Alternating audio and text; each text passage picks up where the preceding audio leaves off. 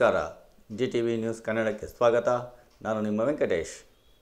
ಮಾಗಡಿ ತಾಲೂಕಿನ ದುಡುಪನಹಳ್ಳಿ ಗ್ರಾಮದ ಪುಟ್ಟರಾಜ್ ಯಾದವ್ ರವರು ತಮ್ಮ ಮನೆಯಲ್ಲಿ ಲೋಕ ಕಲ್ಯಾಣಾರ್ಥ ಕುಣಿಗಲ್ ಕೊಲ್ಲಾಪುರದಮ್ಮ ಹಾಗೂ ಗ್ರಾಮದ ಕೂಟ್ಲು ಮಾರಮ್ಮ ದೇವಿಯರ ಉತ್ಸವ ಮೂರ್ತಿಯನ್ನು ಕರೆಸಿ ಅದ್ದೂರಿಯಾಗಿ ಪೂಜೆಯನ್ನು ನಡೆಸಿದರು.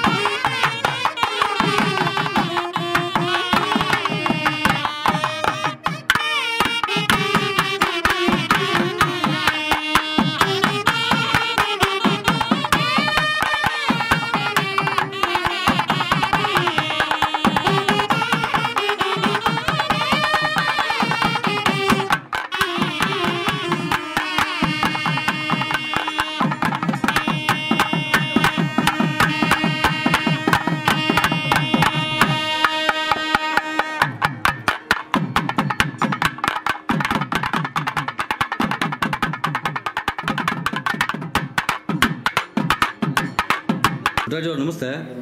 ಇವತ್ತು ನಿಮ್ಮ ಮನೆಯಲ್ಲಿ ಹಲವಾರು ದೇವರುಗಳನ್ನ ಕರೆಸಿ ದೇವತಾ ಕಾರ್ಯವನ್ನು ಮಾಡ್ತಾ ಇದ್ದೀರಾ ಸರ್, ಅದ್ರ ಬಗ್ಗೆ ತಾವೇನು ಹೇಳ್ತೀರಾ ಸರ್?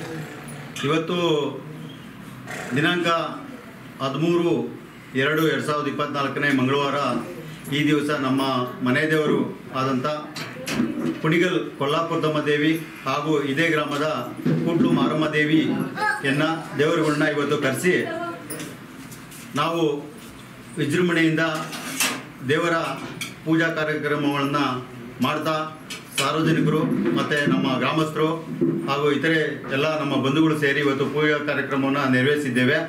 ಈ ಒಂದು ಪೂಜಾ ಕಾರ್ಯಕ್ರಮ ನಾವು ನಮ್ಮ ಮನೆ ದೇವರಾಗಿರೋದ್ರಿಂದ, ನಮ್ಮ ಗ್ರಾಮ ದೇವತೆ ಆಗಿರೋದ್ರಿಂದ ಪ್ರತಿ ವರ್ಷವೂ ಕೂಡ ಆಚರಣೆ ಮಾಡ್ಕೊಂಡು ಬಂದಿದ್ದೀವಿ. ಈ ಒಂದು ಕೊಲ್ಲಾಪುರದಮ್ಮ ದೇವಿ ನಮ್ಮ ಮನೆ ದೇವರಾಗಿ ಅನಾದಿ ಕಾಲದಿಂದ ನಮ್ಮ ಪೂರ್ವಿಕರು ಎಲ್ಲರೂ ಕೂಡ ಪೂಜೆ ಮಾಡ್ತಾ ಆರಾಧನೆ ಮಾಡ್ತಾ ಬಂದಿದ್ದಾರೆ.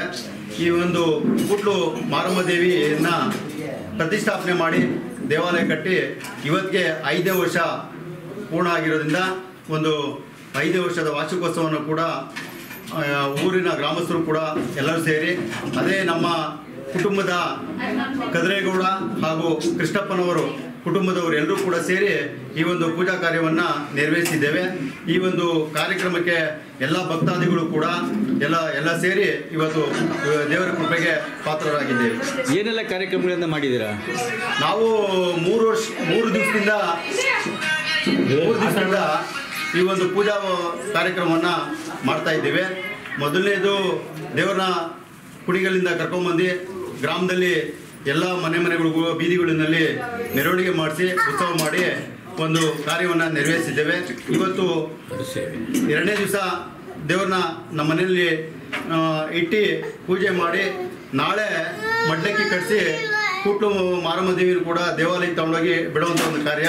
ಮತ್ತು ಕುಣಿಗಲ್ಲು ಕೊಲ್ಲಾಪುರದಮ್ಮ ದೇವಿಯನ್ನು ಕೂಡ ನಾಳೆ ಬುಧವಾರ ಬೆಳಿಗ್ಗೆ ಮಡ್ಲಕ್ಕಿಯನ್ನು ಕಟ್ಟಿ ಅದೇ ದೇವಾಲಯಕ್ಕೆ ತಗೊಂಡೋಗಿ ಬಿಡುವಂಥ ಒಂದು ಕಾರ್ಯಕ್ರಮ ಇದೆ.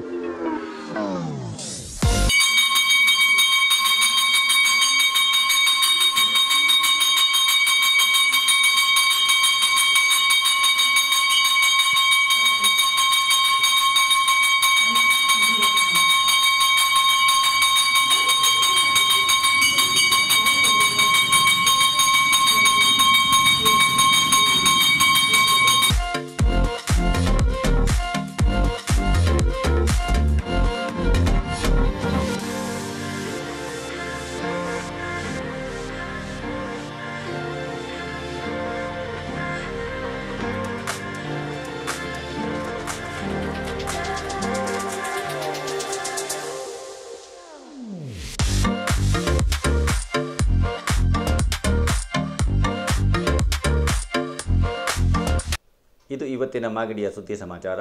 ನಿರಂತರ ಸುದ್ದಿ ಸಮಾಚಾರಕ್ಕೆ ವೀಕ್ಷಿಸಿ ನಿಮ್ಮ GTV ನ್ಯೂಸ್ ಕನ್ನಡವನ್ನು. ವಂದನೆಗಳು.